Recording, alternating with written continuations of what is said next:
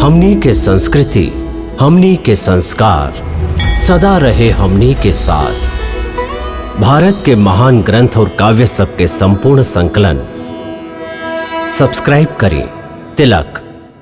जय श्री राम, श्री राम, जय श्री राम।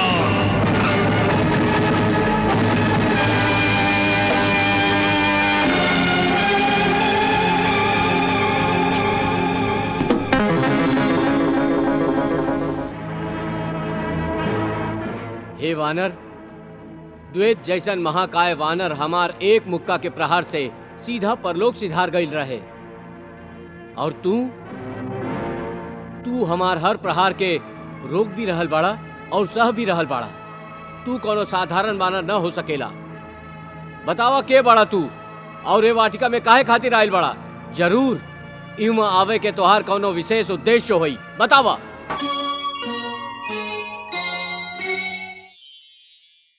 हे बलराम, आप जैसन समझत हैं, हमार ऐसन कोनो उद्देश्य नहीं है। हम तो अपन प्रभु के एगो तुच्छ भक्त हैं और अपन स्वामी की आज्ञा से यहाँ आयल हैं। भक्त और स्वामी की आज्ञा से हम आयल बड़ा? हाँ। के है तोहार स्वामी? देखा तोहार ई रहस्यमयी बात हमरा खातिर खाली शब्द के चक्रियों के समान बा। स्पष्ट रूप से अपन परिचय दा। हमके क्रोध मत दियावा, ना तो हम अपन दिव्य शक्ति के प्रयोग कर देब। हम अपन हल निकाल लेब और तू नष्ट हो जाइबा। ना ना ना ना ना, लागता कि तू ऐसे न मनबा। हम क्या अपन हल निकाल ही के पड़ी। हाँ। बचाई प्रभु बचाई, जल्दी करी। हम तो आपके आज्ञा से ही लीला करत रही। शेषनाग जी के क्रोध आ गइल बा। इनकर क्रोध और शक्ति के आगे हमार का हस्ती बा। ये तो तीनों लोग के नष्ट कर सकेलन। कृपा करके हमारा रक्षा करी प्रभु, हमारा रक्षा करी। रुक जाई दाऊ भैया, रुक जाई। कन्हैया, तू अचानक ही हुआ? हाँ दाऊ भैया। तू हमके काहे रोकला कन्हैया? हमें वानर के दंड देवे जात रही। ई कोनो साधारण वानर नइखे कन्हैया, ई बहुत बड़का मायावी बा। हमके ता लागता कि ई जरूर कोनो असुर है। वाह दाऊ भैया, खूब पहचान ली आप। ये आपके वानर दिखाई देत बाड़न। वानर? अरे कन्हैया, हम तो अपन सब शक्ति लगा देले रही, बाकी एके कुछ न भइल। यदि कोनो साधारण जीव होइत त हमरा प्रहार से सीधा पाताल में धस जाइत। अब हम अपन हल के आवाहन करे जात रही कन्हैया। दाऊ भैया, जकरा के आप मायावी असुर समझत हैं, वो केहू और ना, पवन पुत्र हनुमान बाड़न। कहा? पवन पुत्र हनुमान? प्रणाम बलराम जी।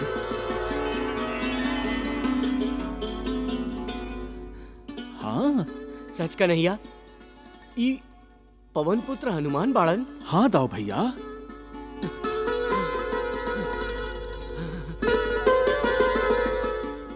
प्रणाम हनुमान जी। प्रणाम बलराम जी। तबे तो हम सोचत रही कि हमार प्रहार के सहे और रोके वाला कोनो साधारण कपि न हो सकेला।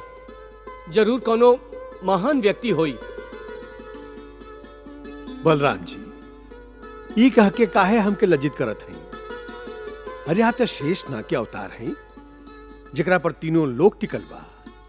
यदि आप जोर जोर से भी सांस ली तो तीनों लोक डोल जाला। आपकी शक्ति के आगे हम तो कुछ भी नहीं किए। आपके एक बार भी सहे के शक्ति नहीं किया हमरा में। वो तो हम श्री राम के नाम ले ले के प्रहार रोकत रही। ये हमरा प्रभु श्री राम के ही शक्ति रहे, जो आपके हर प्रहार से हमार रक्षा करत रहे।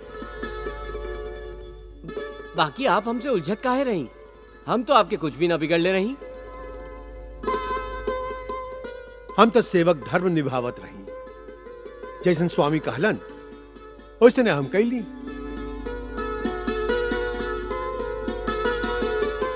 ओ तक नहीं आ, ये सब तोहार आज्ञा से होत रहे? हाँ, बाकी काहे? दाऊ भैया, जब आप पौंड्रक से अकेले युद्ध करे जात रही, तबे से हम आपके व्यवहार के प्रति चिंतित रही। और जब आप महाकाय द्वैत वानर के अपन मुक्का के एक के प्रहार से परलोक पहुंचा दिले रही, हम देखत रही कि हमार माया आपके मन पर पर्दा डाल के आपके मोहित कर दिले रहे, और माया आपके हृदय में अहंकार के बीज बोत रहे। दाऊ भैया, आप हमार भैया हैं, ऐसे हम माया के एह जाल से आपके निकालल चाहत रही। हम समझत हैं कन्हैया, हनुमान जी से युद्ध करत समय ही हमके माया के भ्रम के आभास हो गई रहे। बाकी कन्हैया, एकरा खातिर स्वयं हनुमान जी के कष्ट उठावे के पड़ल, ई ठीक ना भाई। बलराम जी, ये कहा कहत हैं आप? हमके अपन स्वामी के सेवा के अवसर मिल गई, बाकी अपना आप पर अत्याचार करत हमके घमंडी और अहंकारी होके के नाटक करे के पड़ल। यदि उस समय अनजाने में हमरा से भूल चूक हो गई होके, आपके अपमान भइल होके, तो हमके क्षमा कर दी। नाना हनुमान जी, ई का करत हैं आप? क्षमा तो हमके मांगे के चाहिए। अनजाने में ना जाने हम आपके काका कह दिली, ए अपमान के खातिर हमके क्षमा कर दी। भक्त के मान अपमान की चिंता कहां होला, और फिर दास से क्षमा ना मांगल जाए। हम तो आप तीनों के दास हैं।